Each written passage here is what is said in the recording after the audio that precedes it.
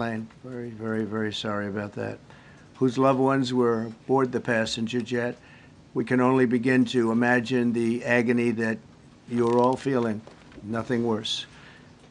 On behalf of the First Lady, myself, and 340 million Americans, our hearts are shattered alongside yours, and our prayers are with you now and in the days to come. We'll be working very, very diligently in the days to come. We're here for you to wipe away the tears and to offer you our devotion, our love, and our support. There's great support. In moments like this, the differences between Americans fade to nothing compared to the bonds of affection and loyalty that unite us all, both as Americans and even as nations. We are one family, and today we are all heartbroken. We're all searching for answers. That icy Potomac, it was a cold, cold night, cold water. We're all overcome with the grief for many who have so tragically perished, will no longer be with us. Together we take solace in the knowledge that their journey ended not in the cold waters of the Potomac, but in the warm embrace of a loving God. We do not know what led to this crash, but we have some very strong opinions and ideas, and I think we'll probably state those opinions now.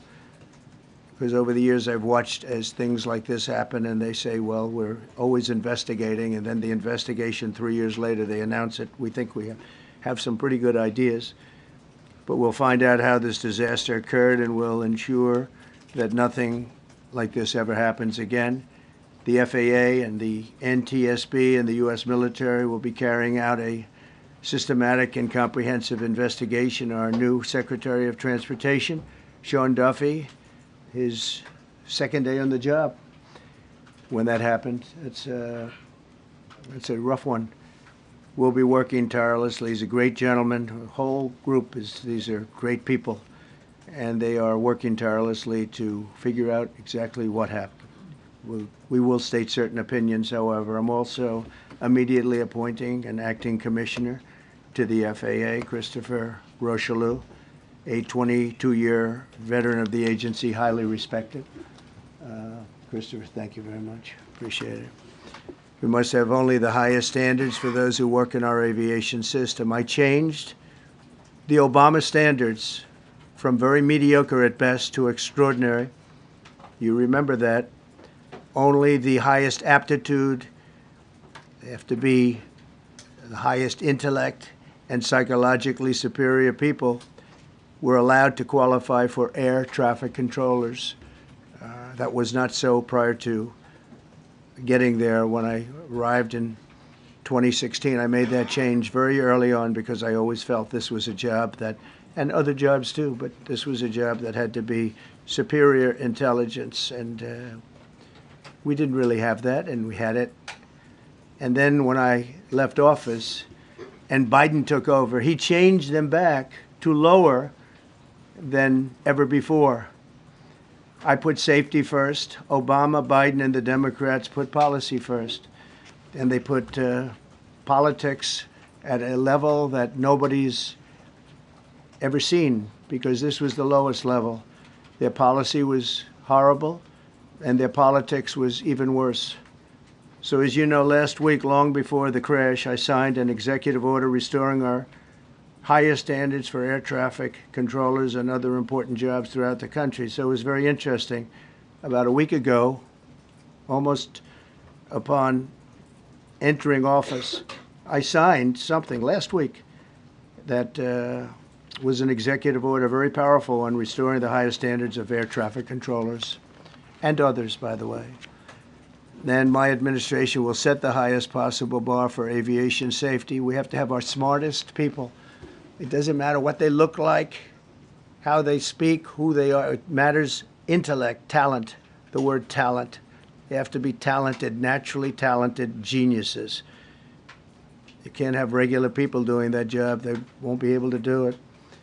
But we'll restore faith in American air travel. I'll have more to say about that. I do want to point out that various articles that appeared prior to my entering office, and here's one. The FAA's diversity push includes focus on hiring people with severe intellectual and psychiatric disabilities. That is amazing. And then it says FAA says people with severe disabilities are most underrepresented segment of the workforce, and they want them in, and they want them, they can be air traffic controllers. I don't think so. This was in January 14th, so that was a week before I entered office. They put a big push to put diversity into the FAA's program. Then another article, the Federal Aviation Administration, this was before I got to office, recently, second term. The FAA is actively recruiting workers who suffer severe intellectual disabilities, psychiatric problems, and other mental and physical conditions under a diversity and inclusion hiring initiative spelled out on the agency's website. Can you imagine? These are people that are, I mean, actually their lives are shortened because of the stress that they have. Brilliant people have to be in those positions, and their lives are actually shortened, very substantially shortened, because of the stress, where you have many, many planes coming into one target, and you need a very special talent and a very special genius to be able to do it. Targeted disabilities are those disabilities that the federal government, as a matter of policy, has identified for special emphasis in recruitment and hiring. The FAA's website states they include hearing, vision, missing extremities, partial paralysis, complete paralysis, epilepsy, severe intellectual disability, psychiatric disability, and dwarfism all qualify for the position of a controller of airplanes pouring into our country, pouring into a little spot, a little dot on the map, a little runway. The initiative is part of the FAA's diversity and inclusion hiring plan. Think of that. The initiative is part of the FAA's diversity and inclusion hiring plan, which says diversity is integral to achieving FAA's mission of ensuring safe and efficient travel. I don't think so. I don't think so. I think it's just the opposite. The FAA website shows that the agency's guidance on diversity hiring were last updated on March 23rd of 22. They wanted to make it even more so. And then I came in, and I assume maybe this is the reason. The FAA, which is overseen by Secretary Pete Buttigieg, a real winner. That guy's a real winner. Do you know how badly everything's run since he's run this Department of Transportation? He's a disaster. He was a disaster as a mayor. He ran his city into the ground, and he's a disaster now. He's just got a good line of bullshit.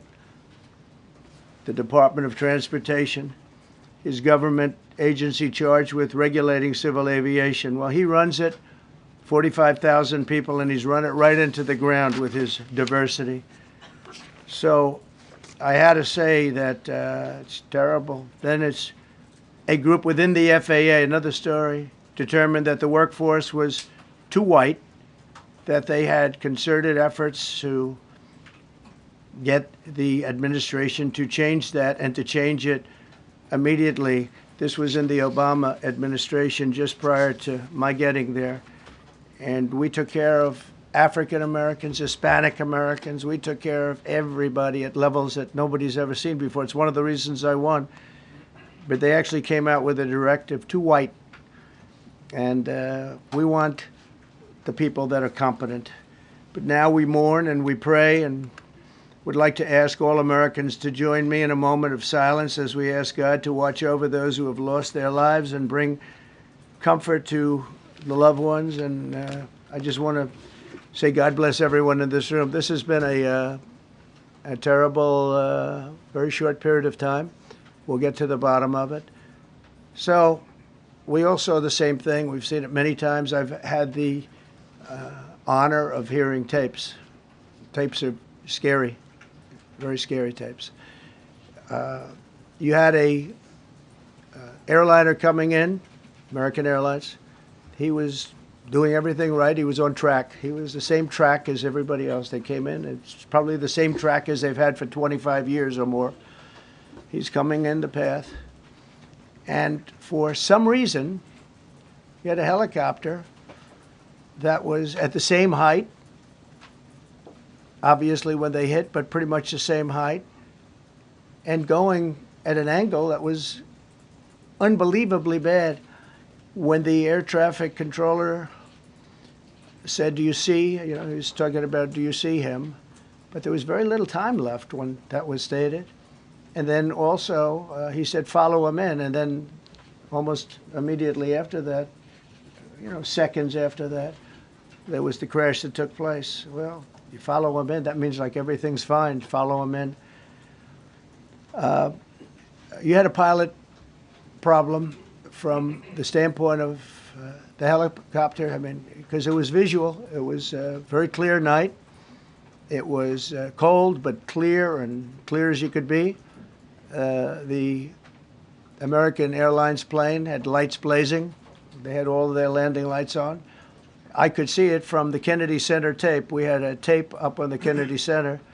That seems to be the primary. Thus far, I'm sure we'll see other tapes because it's such an area where there are a lot of cameras looking up into the air, into space.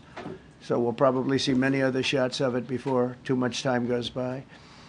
But we had a situation where you had a helicopter that had the ability to stop. I have helicopters. You can stop a helicopter very quickly. It had the ability to go up or down. It had the ability to turn. And the turn it made was not the correct turn, obviously. It did somewhat the opposite of what it was told. We don't know that would have been the difference because the timing was so tight. It was so little. There was so little time to think. But what you did have is you had vision. The helicopter had vision of the plane because you had vision of it all the way, perfect vision of it all the way from at Kennedy Center where the tape was taken. And for some reason, there weren't adjustments made. Again, you could have slowed down the helicopter substantially. You could have stopped the helicopter. You could have gone up. You could have gone down. You could have gone straight up, straight down. You could have turned. You could have done a million different maneuvers. For some reason, it just kept going and then made a slight turn at the very end, and by that time it was too late. They shouldn't have been at the same height, because if it wasn't the same height, you could have gone under it or over it, and nobody realized, or they didn't say that it's at the same height. At the same height, it still wouldn't have been great, but you would have missed it by quite a bit. Could have been 1,000 feet higher. It could have been 200 feet lower. But it was exactly at the same height, and somebody should have been able to point that out. So all of this is going to be studied, but it just seems to me, from a couple of words that I like to use, the words common sense, some really bad things happened, and some things happened that shouldn't have happened. So you had a helicopter going in an identical direction. You had a helicopter that was at the exact same height as somebody going in essentially the opposite direction. You had a plane that was following a track, which is a track that every other plane followed. And I don't imagine, I know I've heard today that they might have been following the preceding plane, which was pretty close, but not that close, the preceding plane. But you wouldn't have even been able to see that because of the direction that the helicopter was coming in at. So you had a confluence of bad decisions that were made, and you have people that lost their lives, violently lost their lives. We're going to take a few questions. I'd like to ask our new Secretary of Transportation to say a few words. Sean Duffy, great gentleman, just started. It's not your fault, and I know you agree with me very strongly on intellect and even psychological well-being of the air traffic control. It's such an important position, and I think I can't emphasize stronger. I changed it when I first ran in 2016. I changed it. We had the highest standard that you could have, and then they changed it back. That was Biden, to a standard I read it to you. That was from one of your papers. One of the people in this room actually wrote that. And then I changed it back a few days ago. And unfortunately, we'll see. We don't know that necessarily it's even the controller's fault. But one thing we do know, there was a lot of vision, and people should have been able to see that, you know, at what point do you stop? At what point do you say, wow, that plane's getting a little bit close? So this is a tragedy that should not have happened. Please, sir.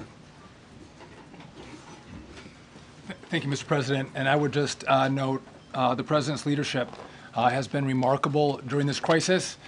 We have had a whole of government response, local, state, federal, and when you see that kind of cooperation, it begins with the leadership in this body. So thank you for that, Mr. President. You make our jobs a lot easier.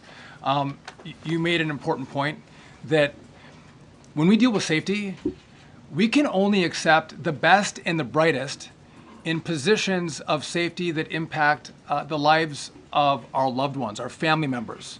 And I think you make a really important point on that, Mr. President. That is the motto of your presidency, the best and the brightest, the most intelligent coming into these spaces. I want to take a moment and extend my condolences to the families of the loved ones. We commit to them that we are going to get to the bottom of this investigation, not in 3 years, not in 4 years, but as quickly as possible with the NTSB, who is here today, as well as the FAA. What happened yesterday shouldn't have happened. It should not have happened. And when Americans take off in airplanes, they should expect to land at their destination. That didn't happen yesterday. That's not acceptable. And so we will not accept excuses. We will not accept passing the buck. We are going to take responsibility at the Department of Transportation and the FAA to make sure we have the reforms that have been dictated by President Trump in place to make sure that these mistakes do not happen again. And again, I want to thank you for your leadership, Mr. President, and I appreciate the confidence you placed in me. Thank you. Pete, would you like to say something? Well, thank you, Mr. President. Again, I want to echo what the Transportation Secretary said about your leadership. From the moment we found out about this, we were in contact with the White House trying to determine exactly what happened. I would echo it as well. No excuses. We're going to get to the bottom of this. We first and foremost, from the Defense Department, want to pass our condolences to the 64 souls and their families that were affected by this. Never should happen. And certainly the 3 service members, the 3 soldiers, a young captain, staff sergeant, and CW2, Chief Warrant Officer, on a routine annual retraining of night flights on a standard corridor for a continuity of government mission. The military does dangerous things. It does routine things on the regular basis. Tragically, last night, a mistake was made. And I think the president is right. There was some sort of an elevation issue that we have immediately begun investigating at the DOD and Army level. Army CID is on the ground investigating. Top-tier aviation assets inside the DOD are investigating, sir, to get to the bottom of it so that it does not happen again, because it's absolutely unacceptable. But I want to echo what the Transportation Secretary and you, Mr. President, said, because it pertains to the DOD as well. We will have the best and brightest in every position possible. As you said in your inaugural, it is colorblind and merit-based. The best leaders possible, whether it's flying Black Hawks and flying airplanes, leading platoons, or in government. The era of DEI is gone at the Defense Department, and we need the best and brightest, whether it's in our air traffic control, or whether it's in our generals, or whether it's throughout government. So thank you for your leadership and courage on that, sir, and we'll stand by you on it. Thank you. Very much. JD, please. Well, thank you, Mr. President, for your leadership. I just want to reemphasize something the President said, and you've heard from the Secretary of Transportation and of Defense. There really was a whole of government response. We were all on the phone. We were all communicating yesterday, trying to get to the bottom of this immediately, but also try to communicate with the American people about what happened. Something the President said that I think bears reemphasizing, which is that when you don't have the best standards in who you're hiring, it means, on the one hand, you're not getting the best people in government, but on the other hand, it puts stresses on the people who are already there. And I think that is a core part of what President Trump is going to bring and has already brought to Washington, D.C. is we want to hire the best people because we want the best people at air traffic control, and we want to make sure we have enough people at air traffic control who are actually competent to do the job. If you go back to just some of the headlines over the past 10 years, you have many hundreds of people suing the government because they would like to be air traffic controllers, but they were turned away because of the color of their skin. That policy ends under Donald Trump's leadership because safety is the first priority of our aviation industry. Thank you, Mr. President. Mr. President, on DEI and the claims that you've made, are you saying this crash was somehow caused and the result of diversity hiring? And what evidence have you seen to support these claims? It just could have been. We have a high standard. We've had a much higher standard than anybody else. And there are things where you have to go by brain power, you have to go by psychological quality.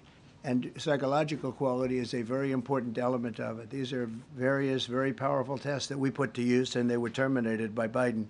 And Biden went by a standard that's the exact opposite. So we don't know, but we do know that you had two planes at the same level. You had a helicopter and a plane. That shouldn't have happened. And we'll see. We're going to look into that, and we're going to see. But certainly for an air traffic controller, we want the brightest, the smartest, the sharpest. We want somebody that's psychologically superior, and that's what we're going to have. Yeah, yeah, please, go ahead. Mr. President, you mentioned at the top of the briefing that there were several Russian nationals on the flight. Yes. Will the U.S. government be willing to facilitate the transfer of their remains, considering Yes, we the will. fact there is no direct air travel between the two countries? We've already been in contact with Russia, and the answer is yes, we will facilitate. Yes. Please, go ahead. Thank you, Mr. President. The situation in the Democratic Republic of the Congo is getting worse, even though President John Lorenzo has been mediating the conflict between Rwanda and the Democratic Republic of the Congo because he wants to bring peace and stability. The situation is really bad right now. I want to hear from Ms. President if you have any plan in the future to bring peace in the Well, you're Democratic asking me a Republic question of the about Congo. Rwanda, and it is a very serious problem, I agree, but I don't think it's appropriate right now to talk about it, but it is a very serious problem. We even yet know the names of the 67 people who were killed, and you are blaming Democrats and DEI policies and air traffic control and seemingly the member of the U.S. military who was flying that Black Hawk helicopter. Don't you think you're getting ahead of the investigation right now? No, I don't think so at all. I don't think were the names of the people. You mean the names of the people that are on the plane? You think that's going to make a difference? Does it comfort their families They to are hear you a blaming group of DEI people that have policies? lost their lives. If you want a list of the names, we can give you that. We'll be giving that very soon. We're in coordination with American Airlines. We're in coordination very strongly, obviously, with the military. But I think that's not a very smart question. But are you I'm blaming- surprised coming from you. Are you blaming air Please. Thank Please. you. Thank you, President Trump. Thank you for being here. Based on your analysis so far, do you have a sense of who was at fault, if it was the plane, the helicopter, air traffic control, and can you assure people that it is safe to fly in and out of D.C.? Well, I've given you the analysis, and the analysis was based on vision. You had a lot of people that saw what was happening. You had some people that knew what was happening. There was some warnings, but the warnings were given very, very late. You know, those warnings were given very late. It was almost as they were given a few seconds later, there was a crash. It should have been brought up earlier. But the people in the helicopter should have seen where they were going. I can't imagine people with 20/20 vision not seeing, you know, what's happening up there. Again, they shouldn't have been at the same height. You're going in reverse directions or sideways directions. Obviously, you want to be at different heights. I see it all the time when I'm flying. You have planes going in the opposite. They're always lower, we're higher, or so if somehow there's a screw up, there's not going to be a tragedy. It'll be close, but you know, there's never going to be a tragedy if you're at a different elevation. For whatever reason, they were at the same elevation.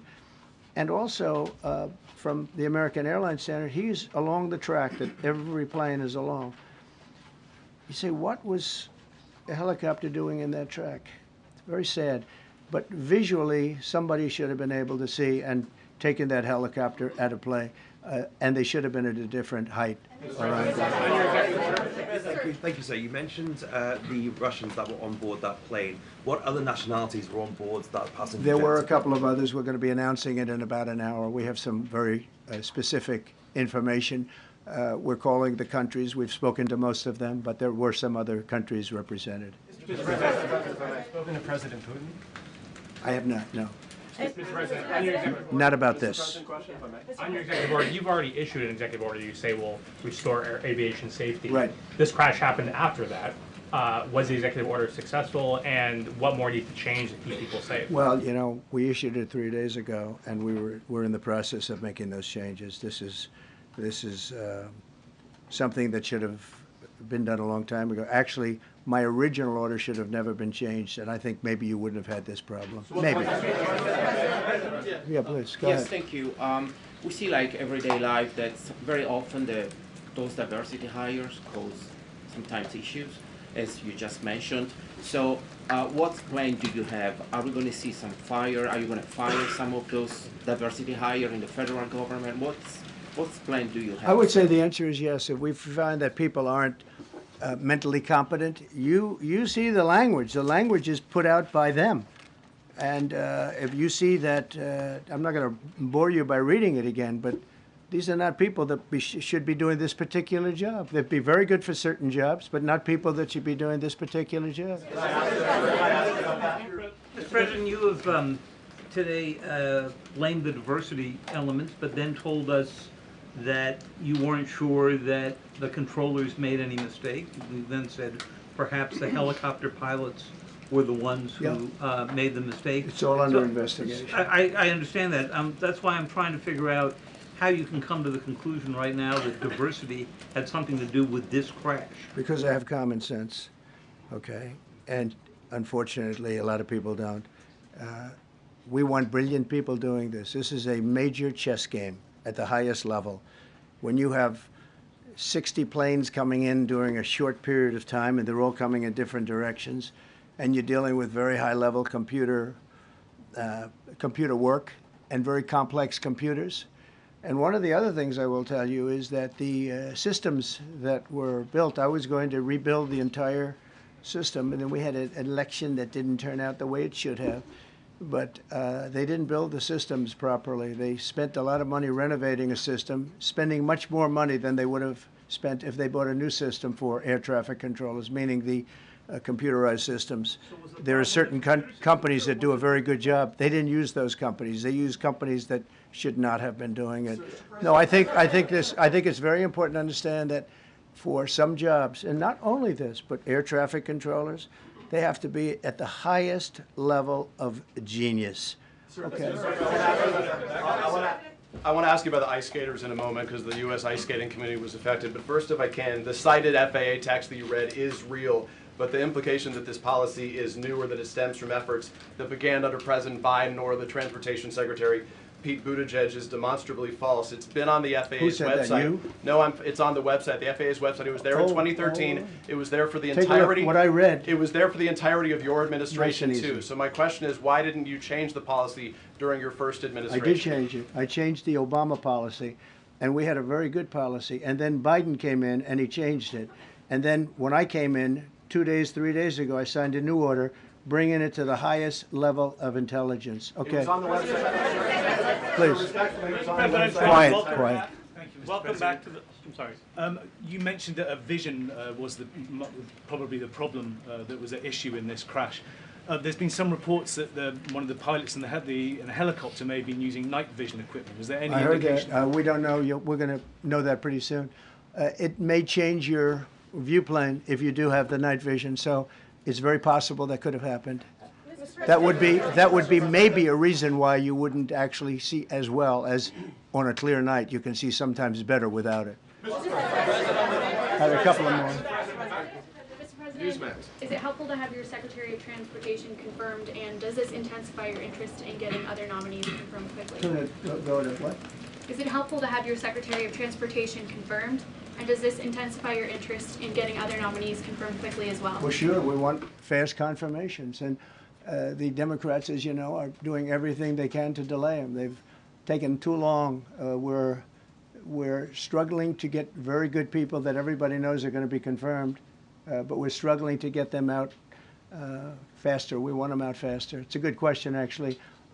We've been pushing Sean. Everyone knows Sean for a long time. He got many, many Democrat votes, but they want to take as long as they can. They ask questions like some of the questions that Peter would ask that were totally irrelevant and not very good questions, but they want to just keep it going. They want to keep it going as long as possible. I was very honored, actually, that you got so many Democrat votes. That was really good.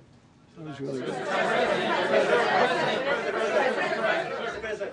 When I applied to meet with the families, and second question, is it your impression that military training that was done during that time?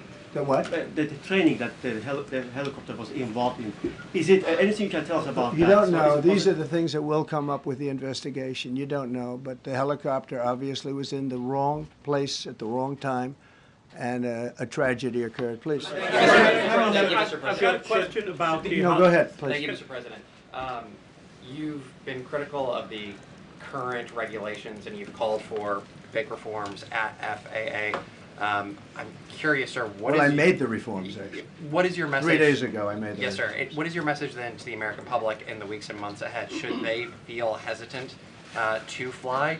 And if you could clarify perhaps something that the Defense Secretary said when he said that this helicopter was on a continuity of government mission? I don't know what that refers to, but they were practicing. They do that. They call it practicing, and they were, and that's something that should be done. It's only continuity in the sense that we want to have very good people, and that has to be in continuity, and that's what they refer to. But it was basically practice, and it was a practice that worked out very, very badly. Okay.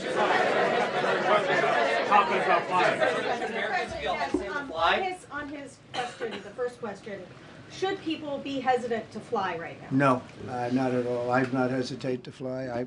This is something that it's been many years that something like this has happened, and the collision is just something that we don't expect ever to happen again. We are going to have the highest level people. We've already hired some of the people that you've already hired for that position long before we knew about this. I mean, long before. From the time I came in, we started going out and getting the best people because I said it's not appropriate what they're doing. I think it's a tremendous mistake. You know, they like to do things and they like to take them too far, and this is sometimes what ends up happening. Now, with that, I'm not blaming the controller.